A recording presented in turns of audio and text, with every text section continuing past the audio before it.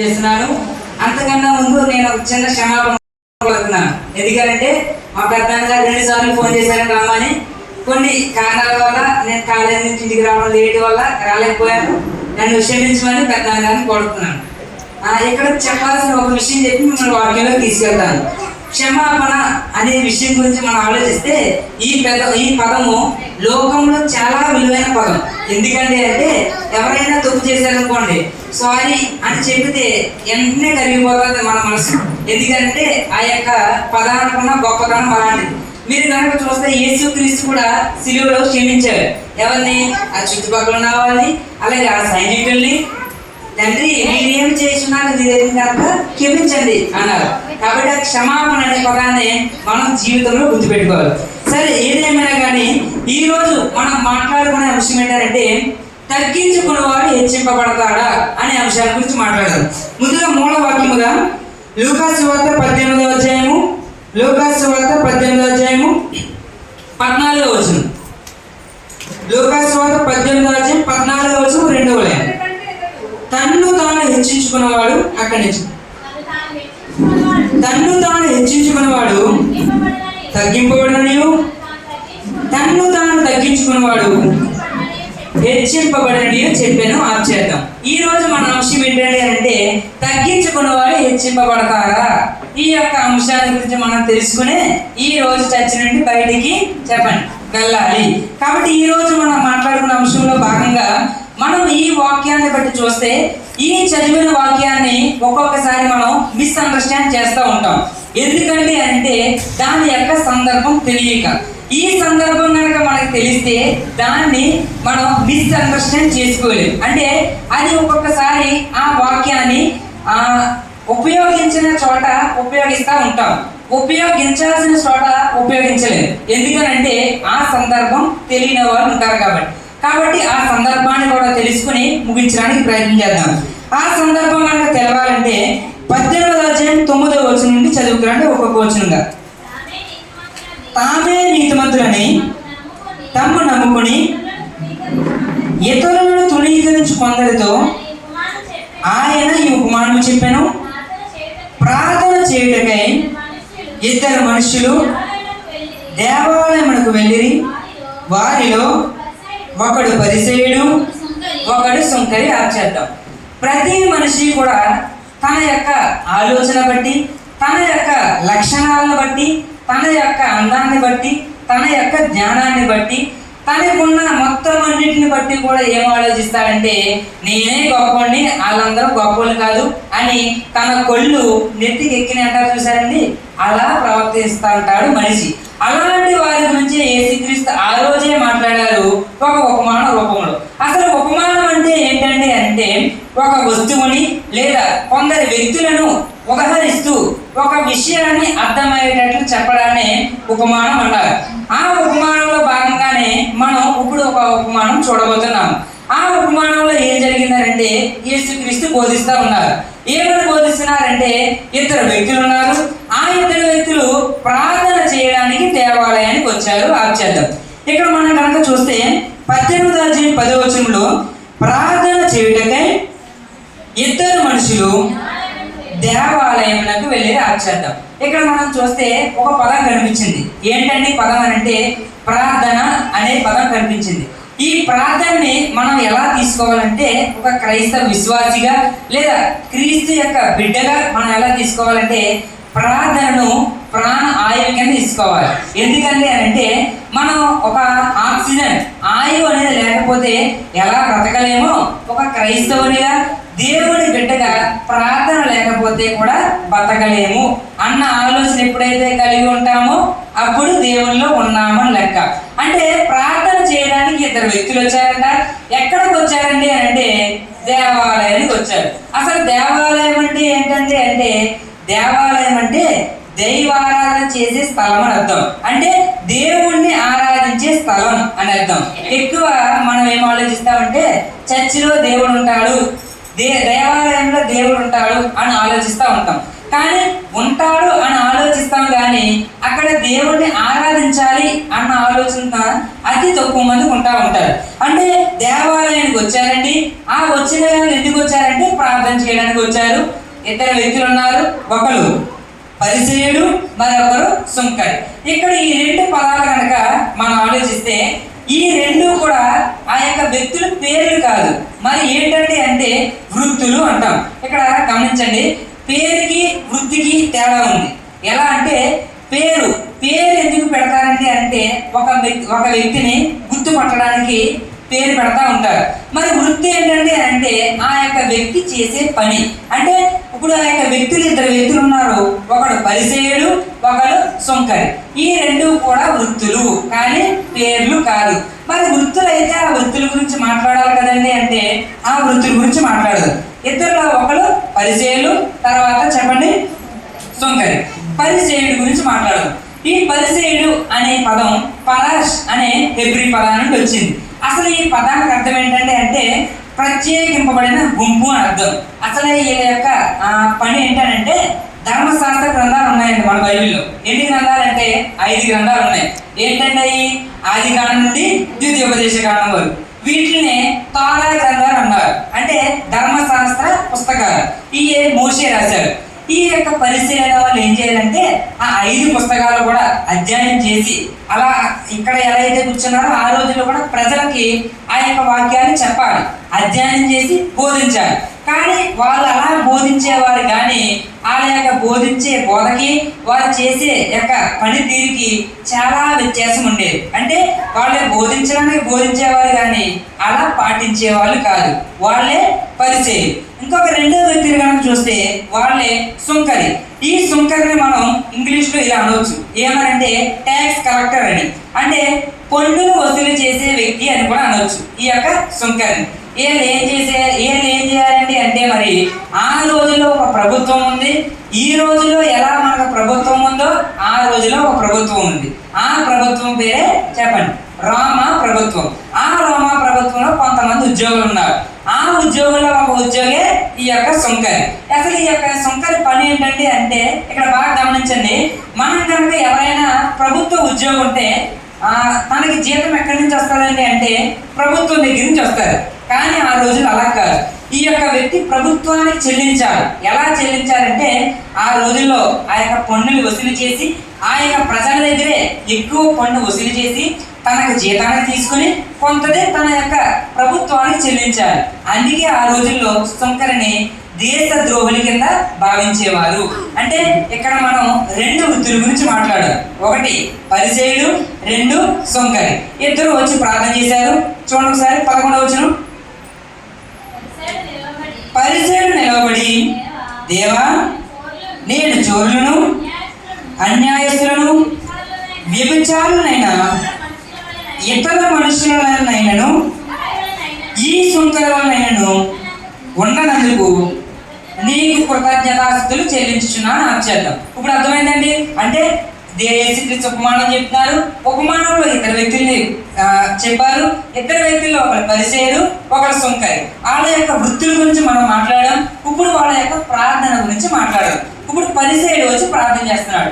ఎక్కడికి వచ్చి ప్రార్థన చేస్తున్నాడు అంటే దేవాలయంలో నిలవబడి ప్రార్థన చేస్తున్నాడు. సేమ్ మనలాగే మనం కూడా ప్రార్థన చేసినప్పుడు ఏమని మొదలెడతామండి? దేవాన్ని మొదలు పెడతాం, ప్రభువాన్ని ప్రార్థన చేస్తాం, లేదా సకల ఆశీర్వాదములకు కారణభూతులను ప్రార్థన చేస్తాం. అదే విధంగా పరిసయ్యుడు కూడా ప్రార్థన చేస్తున్నాడు. ఏమని మొదలెట్టాడని అంటే దేవా అని మొదలుపెట్టాడు. మొదలుపెట్టి ఏమని ప్రార్థన చేశాడంటే నేను అలా లేను, నేను మంచిగా ఉంచావు, నన్ను అలా ఉంచినందుకు నీకు కృతజ్ఞతలు అన్నాడు. అంటే అలా లేనందుకు అంటే అక్కడ 3 పదాలు ఉన్నాయి. ఒకటి చెప్పండి, చోరులు, తర్వాత అన్యాయస్తులు, తర్వాత వ్యభిచారులైనా. ఈ 3 పదాల గురించి ఆలోచిద్దాం.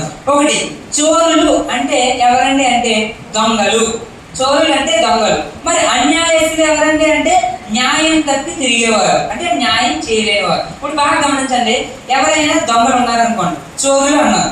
దొంగలు ఎప్పుడైనా న్యాయంగా దొంగతనం చేస్తారా అన్యాయంగా దొంగతనం చేస్తారా చెప్పండి? అన్యాయంగానే చేస్తారు. ఒకవేళ ఆ దొంగ న్యాయంగా దొంగతనం చేస్తే అతను దొంగే కాదు, అవును కదండి? అంటే ఆ దొంగ కనుక చోరుడు దొంగ అన్యాయంగా సంపాదిస్తాడు. అన్యాయంగా సంపాదించింది చెప్పండి ఏదైనా చెడ్డదానికే పొడిచి పెడతారు, గుర్తుపెట్టుకోండి. అందుకే అక్కడ ఏం పదం ఉంది? చోరులను, అన్యాయస్తులను, వ్యభిచారులనైనా. అంటే 3 పదాలు కూడా లింకప్ అయిన మీరు గమనిస్తే, అంటే దొంగలు ఉన్నారంట, ఆ దొంగలు అన్యాయంగా సంపాదిస్తారు, అన్యాయంగా సంపాదించింది ఖచ్చితంగా చెడ్డ పనికే ఉపయోగిస్తారు. ఇంకా బాగా అర్థమవ్వాలంటే ఒక ఉదాహరణ చెప్తాను. ఇప్పుడు ఎప్పుడైనా కనుక రోడ్డు మీద కానీ ఎక్కడికైనా వెళ్ళినప్పుడు డబ్బులు కనిపించడం అనుకోండి, ఆ తీసుకుని ఏం చేస్తారు? కొంతమంది చందా వేస్తూ ఉంటారు. ఎందుకని? డబ్బులు నాది కాదు, న్యాయంగా వచ్చింది, ఎవరిదో తెలియదు కాబట్టి దేవుడు ఖచ్చితంగా వీటిని అంగీకరిస్తాడు అని చర్చిలో వేస్తూ ఉంటారు. కానీ దొంగతనం చేసిన డబ్బులు ఎవరైనా చర్చిలో వేస్తారా? లేదు. అంటే ఖచ్చితంగా వాళ్ళు చెడ్డదానికే ఉపయోగిస్తారనమాట. అంటే తర్వాత ఏమన్నాడు? చోరులను, అన్యాయస్తులను, వ్యభిచారులైన ఇతరుల మనుషుల వలనైనను అన్నాడు. తర్వాత ఏమన్నా చూడండి, ఈ సుంకరి వలనైనను. ఇక్కడ పరిసేయుడు పాయింట్ అవుట్ చేసి ప్రార్థన చేస్తున్నాడు. ఎలా అని? ఇప్పుడు మీరు బాగా గమనించండి, సుంకరి చేసే పనికి ఆ యొక్క పరిసేయుడు అన్న పదాలకి కూడా రెండింటికి కూడా సంబంధం ఉంది. ఎలా అంటే సుంకరి చేసే పని అదే. అతను ఏం చేస్తున్నాడు?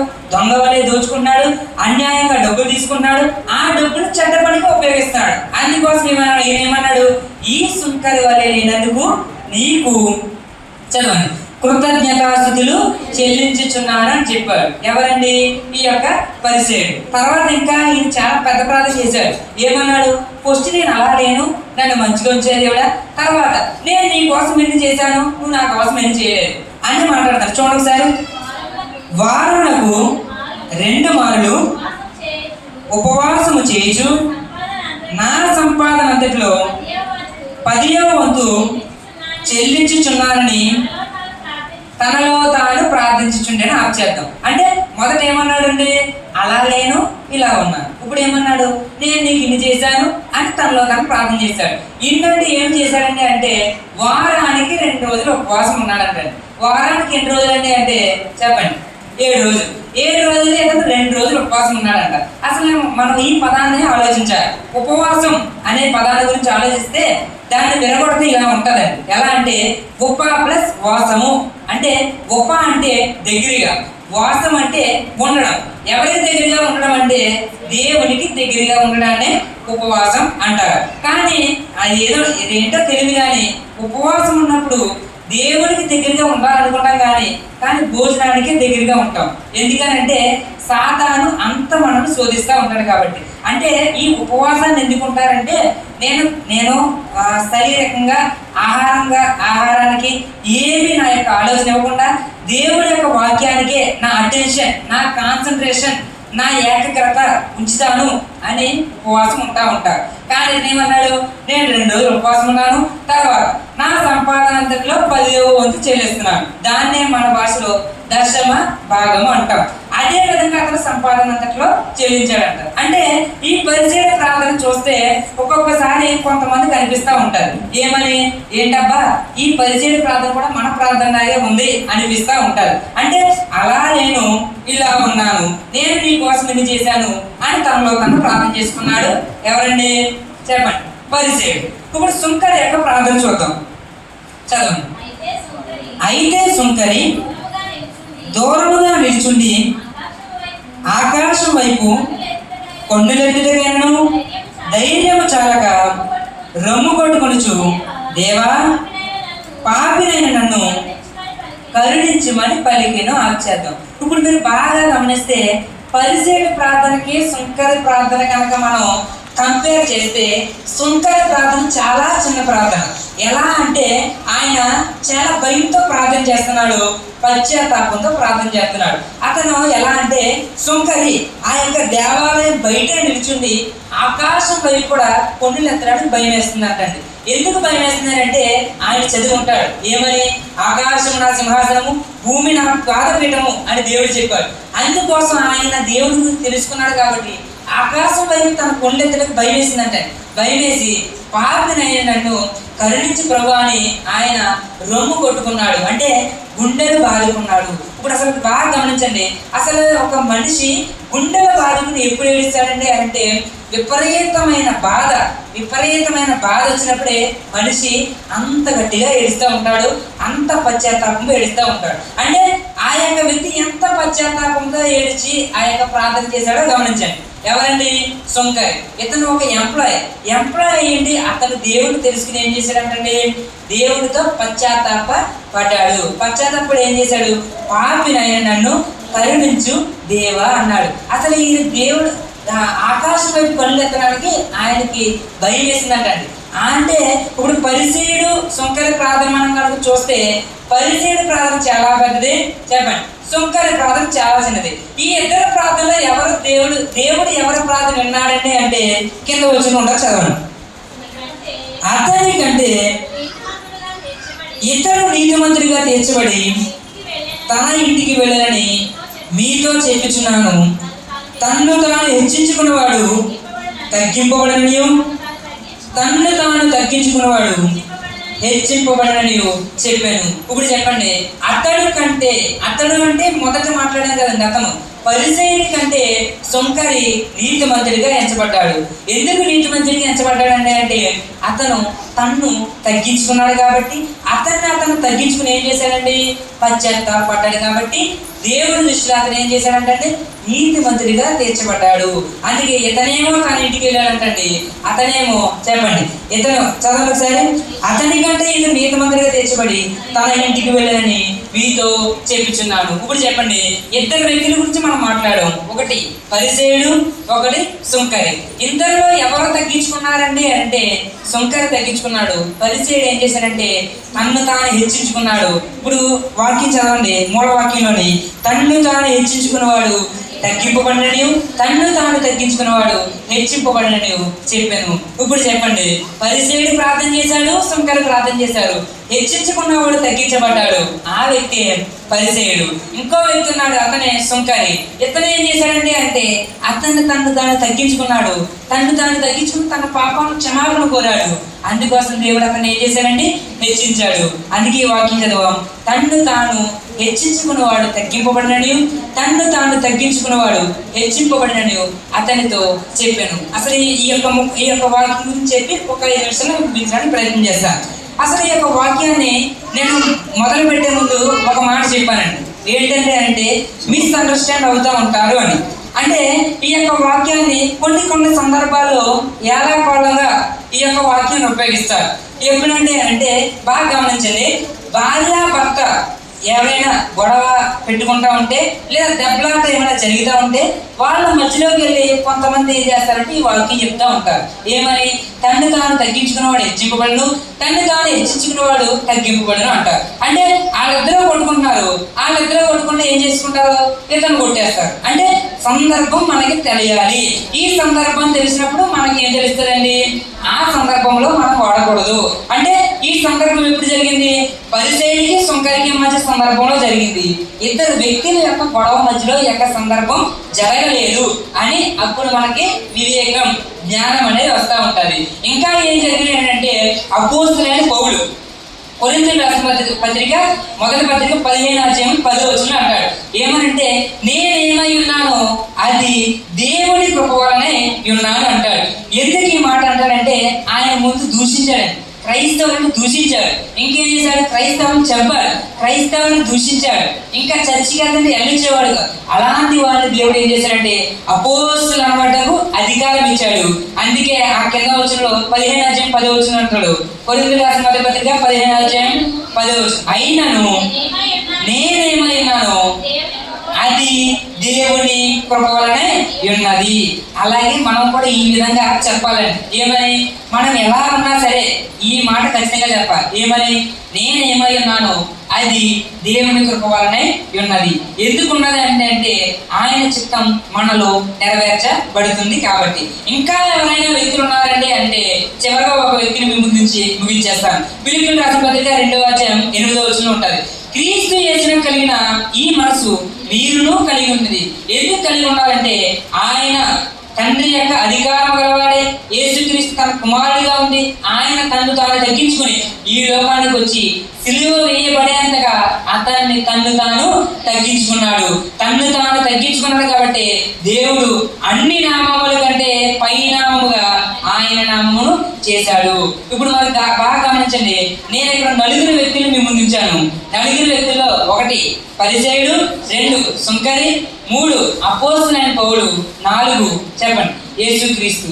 ఇందులో తగ్గించుకున్న వారు హెచ్చింపబడ్డారా అంటే హెచ్చింపబడ్డారు, హెచ్చించుకున్న వారు తగ్గింపబడ్డారా అంటే తగ్గింపబడ్డారు. వాళ్ళే ఎవరంటే హెచ్చించుకున్న వాడు తగ్గించబడ్డాడు, అతనే పరిసయ్యుడు. ఇంకా యేసుక్రీస్తు, అలాగే అపోస్తలుడైన పౌలు, అలాగే సుంకరి, వాళ్ళని తగ్గించుకుని దేవుడినే మహిమపరిచారు. అందుకే దేవుడు వాళ్ళను హెచ్చించాడు. ఒక్కొక్కసారి మనం కూడా ప్రార్థన చేస్తూ ఉంటాం, ఏమని? ప్రభువా నాకు ఇది కావాలి, ప్రభువా నాకు ఇది కావాలి, నా ప్రార్థన నీకు వింటలేదా అంటూ ఉంటాం. ఒక్కసారి గమనించండి, మనల్ని మనం కనుక తగ్గించుకుని మనం దేవుడి దగ్గర పశ్చాత్తాప ప్రార్థన చేస్తే ఖచ్చితంగా దేవుడు మన ప్రార్థనని, ఆయన యొక్క చిత్తాన్ని మనలో నెరవేరుస్తారు. చిన్న ప్రార్థన చేసుకుని ముగించుకుందాం. స్తోత్రం ప్రభువా, యేసయ్యా మీకు వందనాలు. మీరు ఇచ్చిన అవకాశం బట్టి మీకు వందనాలు తండ్రి. మీ యొక్క వాక్యం ధ్యానించడానికి సహాయం చేసి నడిపించడానికి మీకు వందనాలు. అవును తండ్రి, తను తాను తగ్గించుకున్నవాడు హెచ్చింపబడతారు అనే లేఖనం సెలవిస్తుందండి. అలాంటి తగ్గింపు స్వభావం అందరం కలిగి ఉండడానికి సహాయం చేయండి. మీ యొక్క వాక్యంలో మంచిగా నేర్చుకోవడానికి సహాయం చేసింది మీకు వందనాలు. అందుని బట్టి మీకే మహిమ ఘనత ప్రభావం తండ్రి. అలాగే ఇక్కడ ఎవరైతే కూడా ప్రతి ఒక్కరిని దీవించండి, ఆశీర్వించండి, వారి కుటుంబాలు అభివృద్ధిలోకి నడిపించండి. అలాగే తండ్రి స్థానిక పాస్టర్ గారు తండ్రి, పెద్దనాన్న గారిని బట్టి, పెద్దమ్మ గారిని బట్టి ప్రార్థన చేస్తుందండి. వాళ్ళని దీవించండి, ఆశీర్వించండి, ఇంకా పరిచయం అభివృద్ధి పరచండి. అలాగే తండ్రి మంచి ఆరోగ్యాన్ని ఆయుష్ ఇవ్వండి. అలాగే తండ్రి ఆయన దేవరాజు పెద్దనాన్న గారి బట్టి ప్రార్థన చేస్తుందండి. ఆయన దీవించండి, వారికి కుటుంబాన్ని కూడా దీవించండి, వారి యొక్క పరిచయం కూడా అభివృద్ధిలోకి నడిపించమని అడుగుతున్నాను. ఈ యొక్క వాక్యం విని విడిచిపెట్టేవారుగా కాకుండా తండ్రి, అనుసరించి మా యొక్క స్వభావాలు హెచ్చింపు స్వభావాలుగా కాకుండా తండ్రి తగ్గింపు స్వభావాలుగా ఉండడానికి సహాయం చేసి నడిపిస్తారని యేసు నామములో అడిగి వేడుకుంటున్నాం తండ్రి, ఆమేన్.